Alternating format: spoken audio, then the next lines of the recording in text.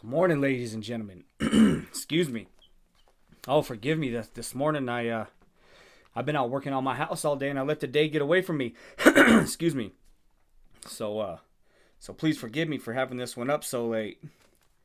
Heck, I ain't even gonna do a green screen or nothing. Anyways, let's try to get through this because I got a lot of work to do today. But this one is titled "Brave Love," and 1 Corinthians 6:14 says, "Do everything in love." I don't know about any of y'all, but that's a tough one for me. I really haven't learned how to do that yet. God's still working on my heart in that aspect.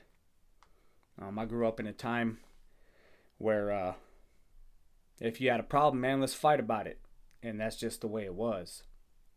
So, excuse me, to try to do everything in love is pretty tough. Like even especially right now, my wife and I, we're pretty generous people. We don't have a lot of money. And I'm kind of partially disabled at the moment and can't work. So when we need some stuff done around the house, we try to hire the local help or, anybody that's local to help us. And, sometimes they think that we got a couple of bucks and they try to get over on us. And that just pisses me off to no end. So trying to respond in love in that aspect is pretty tough for me. But hell, I'm learning.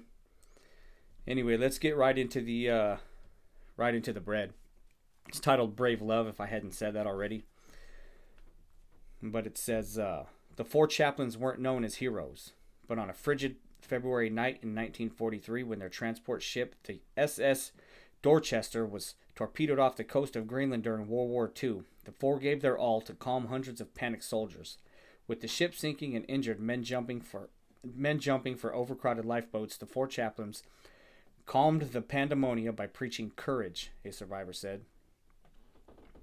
When life jackets ran out, each took his off, giving it to a frightened young man.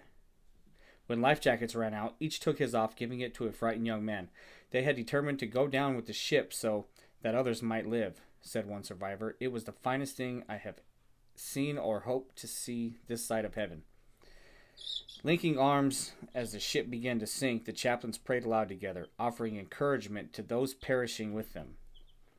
Bravery marks their saga. Love, however, defines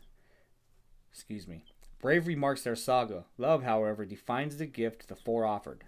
Paul urged such love of all believers, including those in the storm-tossed church at Corinth.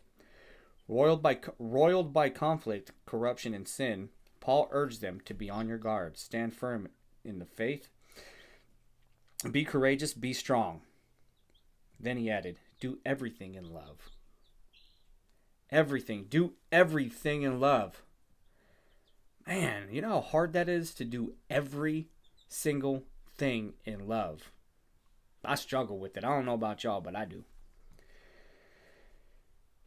It's a sterling command for every believer in Jesus, especially during a crisis. In life, when upheaval threatens, our bravest response reflects Christ, giving to others his love. Why does selfless love reflect Jesus? How can his love influence how you respond in a turbulent situation? Jesus, when I don't feel brave, which is often, stir up my courage to boldly offer love. Have a good day, everybody. I love you.